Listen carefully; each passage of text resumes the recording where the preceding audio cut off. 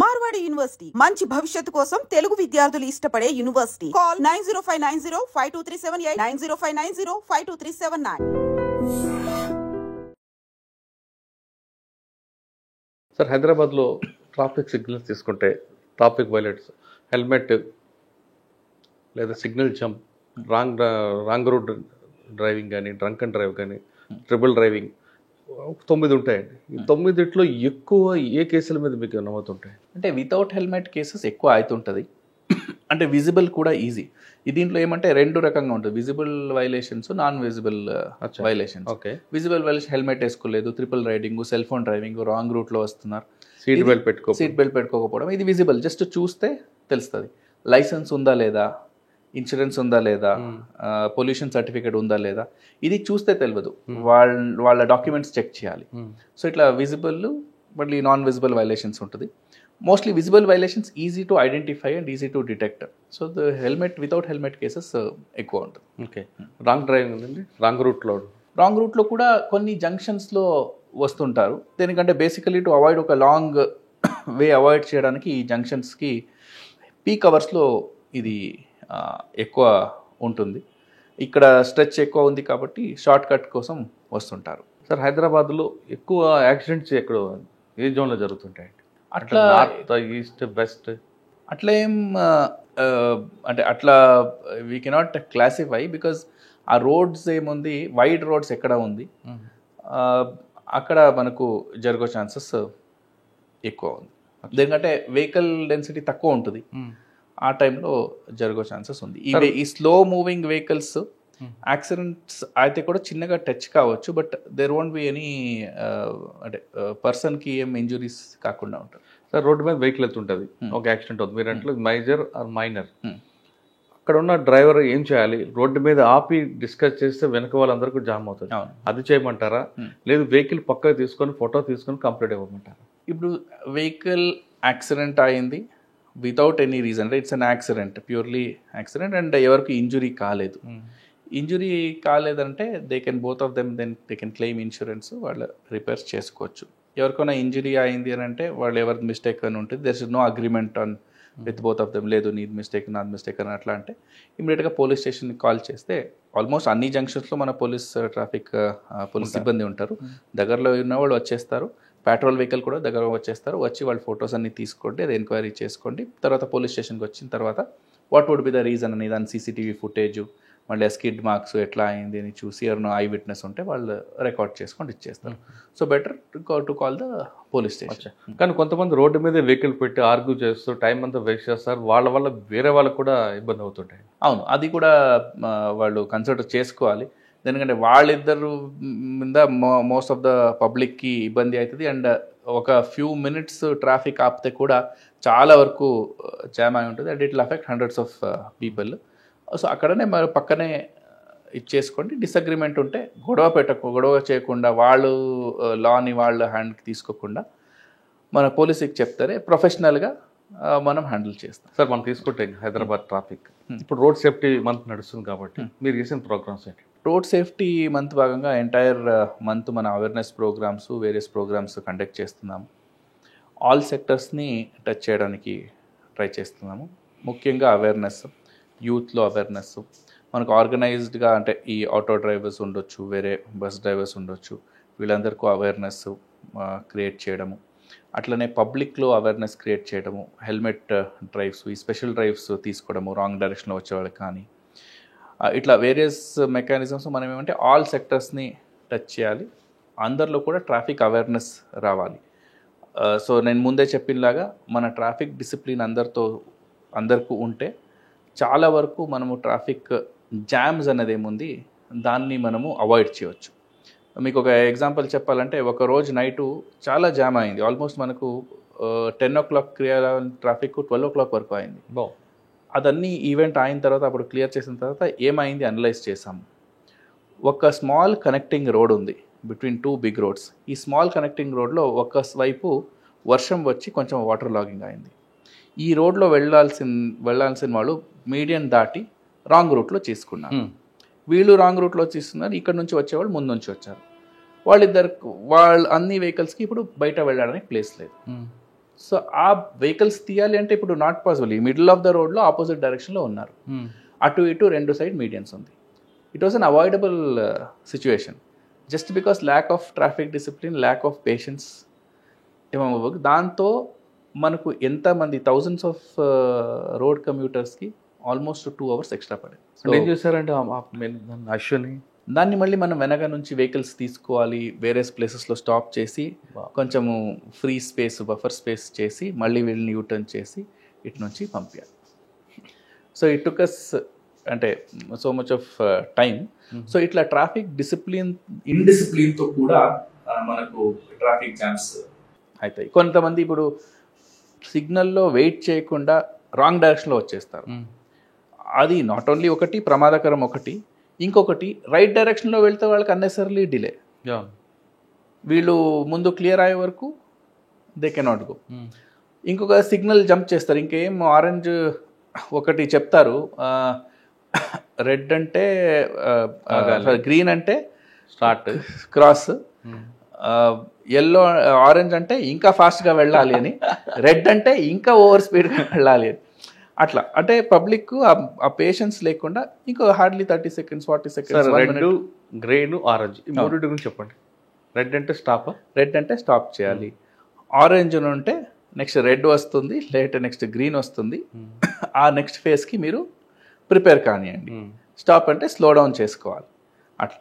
ఇంకా గ్రీన్ అంటే they can go అని. Okay. At the same time red orange blinking ఉంటుంది, అంబర్ బ్లింకింగ్ ఉంటే రెడీ టు వెయిట్ చూసుకోండి వెళ్ళండి. అంటే నైట్ టైం ఎక్కువ వెహికల్స్ ఉండదు కాబట్టి బ్లింకింగ్లో పెట్టుంటాం, unnecessarily why to stop the traffic అని. ఆ బ్లింకింగ్లో పెట్టినప్పుడు వాళ్ళ జంక్షన్లో ఒక్క ఫ్యూ సెకండ్స్ ఆగి లెఫ్ట్ రైట్ చూసుకోండి వెళ్ళండి. మీకు ఎక్కువ సూర్యాపేట హైవే మీద కనిపిస్తుంటాయి, ఎస్పెషల్లీ ఇక్కడ క్రాసింగ్స్ ఉంటుంది అక్కడ పెట్టుంటాం. సార్ సింగిల్ రైట్ లైన్ వేరు, డబుల్ లైన్ కనిపిస్తుంది. డబుల్ లైన్ కూడా క్రాస్ చేయాలా లేదా సింగిల్ లైన్లో కూడా మనం క్రాస్ చేయవచ్చు? అంటే బ్రోకన్ లైన్స్ ఉంటుంది, బ్రోకన్స్ లైన్ ఉన్నప్పుడు లేన్ క్రాస్ చేసుకోవచ్చు, సాలిడ్ లైన్స్ ఉన్నప్పుడు లేన్స్ క్రాస్ చేయొద్దు. సార్ ఇప్పుడు ఇంకొక ప్రాబ్లం కనిపిస్తుంది. మీకున్న సర్వీస్ ప్రకారం అంటే గతంలో ఉన్న కమిషనర్ అందరూ కూడా మెయిన్ జంక్షన్లో traffic violators educated, non educated, below educated తీశారు. మీకున్న అనుభవంలో హైదరాబాద్లో ట్రాఫిక్ వైలేటర్ అందరూ కూడా ఎడ్యుకేటెడా, ఎబో ఎడ్యుకేటెడ్? మ్యాక్సిమం అందరు కూడా ఎడ్యుకేటెడే ఉన్నారు. అఫ్కోర్స్ అంటే కొంతమంది అనుకుంటారు వాళ్ళకి ఏం తెలియకుండా వాళ్ళు చేస్తున్నట్టు, బట్ వాళ్ళు ఎవరు వైలేటర్స్ ఉన్నారు వాళ్ళు అన్నీ తెలుసు, వెల్ ఎడ్యుకేటెడ్, వాళ్ళ తరఫు నుంచే ఎక్కువ వైలేటర్స్ ఉన్నారు, విచ్ ఇస్ అన్ఫార్చునేట్. ఇంకా ట్రాఫిక్ తర్వాత మీకు ఇష్టమైన subject cyber crime. Cyber crime మీరు సిరిసిలో ఉన్నప్పుడు ఎక్కువగా ఆన్లైన్ ఫ్రాడ్ అనో లేదా జాబ్ ఫ్రాడ్ ఇవన్నీ ఉండేవి. ఇప్పుడు దాన్ని చేంజ్ అయిపోయి ట్రెండింగ్ క్రైమ్లో చాలా వచ్చాయి, డిజిటల్ అరెస్ట్ అని, మనీ ట్రాప్ అని, ఇటువంటి వచ్చాయి.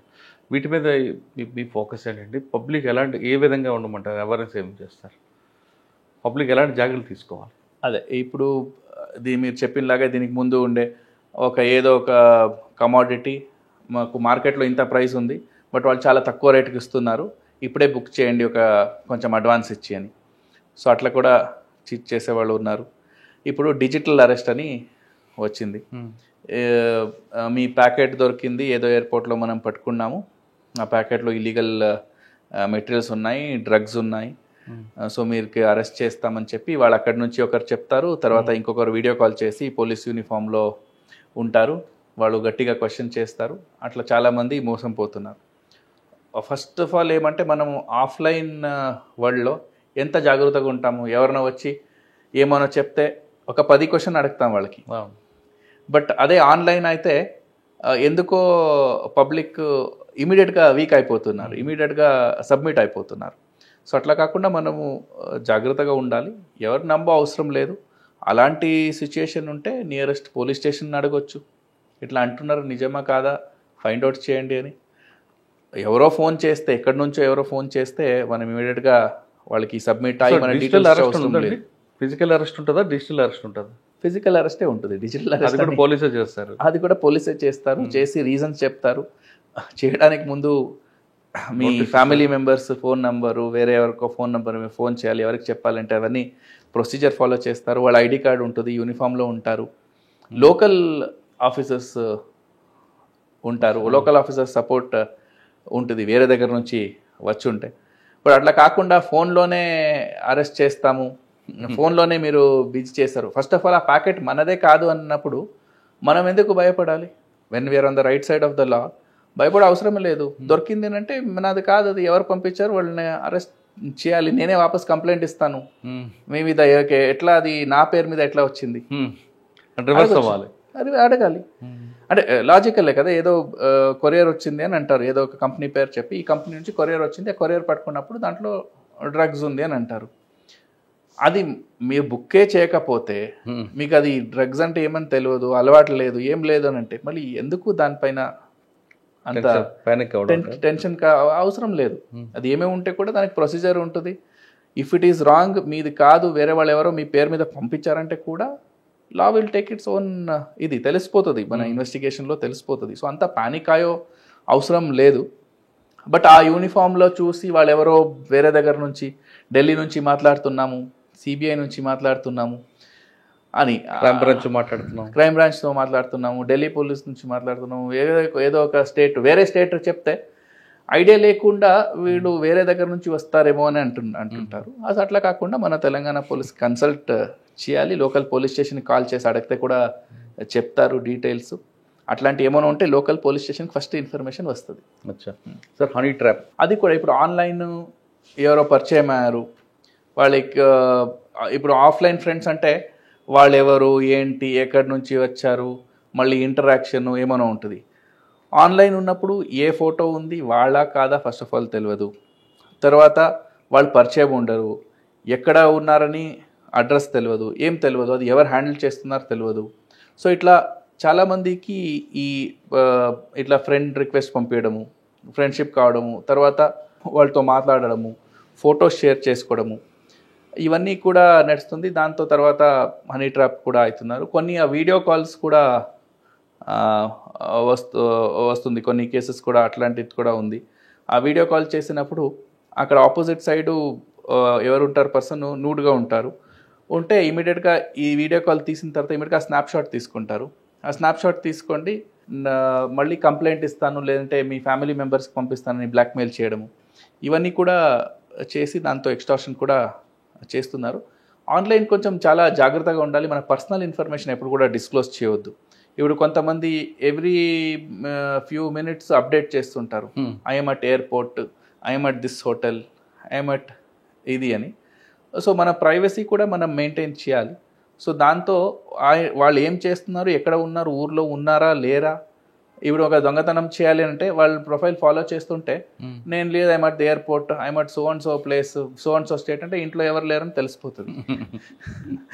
సో అట్లా చాలా ఇన్ఫర్మేషన్, అన్నెసరీ ఇన్ఫర్మేషన్ మనం బయట పెడుతున్నాం. ఓకే, అలా చేయకుండా ఉండాలంటారు? చేయకుండా ఉండాలి. అండ్ ఇంకొకటి ఏమంటే ఆ ఫేమ్ ఏముంది సోషల్ మీడియాలో, ఆ ఫేమ్ గురించి చాలామంది వేగపడుతున్నారు. అంటే ఎంతమంది ఫాలోవర్స్, ఇంతమంది లైక్ చేయాలి, ఆ లైక్ చేయడానికి మనం ఏమానో కొత్తది చేస్తాము. ఇప్పుడు ఈ ట్రెజర్ అంటని కొంతమంది అక్కడ డబ్బులు పడేసాను అని సోషల్ మీడియాలో పెట్టడము, ఇట్ ఈస్ జస్ట్ ఫర్ వాళ్ళకి ఏమంటే లైక్స్ వస్తాయి, ఇది వస్తాయి, సోషల్ మీడియాలో దే గెట్ సమ్ పేమెంట్, ఇవన్నీ ఉంటుంది. బట్ దాన్ని ఫాలో చేసుకొని అందరూ కూడా అట్లనే చేయడానికి వెళ్తే వాళ్ళ కెరియర్ కానీ వాళ్ళ లైఫ్ కానీ దాంట్లో it is not good for them. Okay, especially youth. Okay.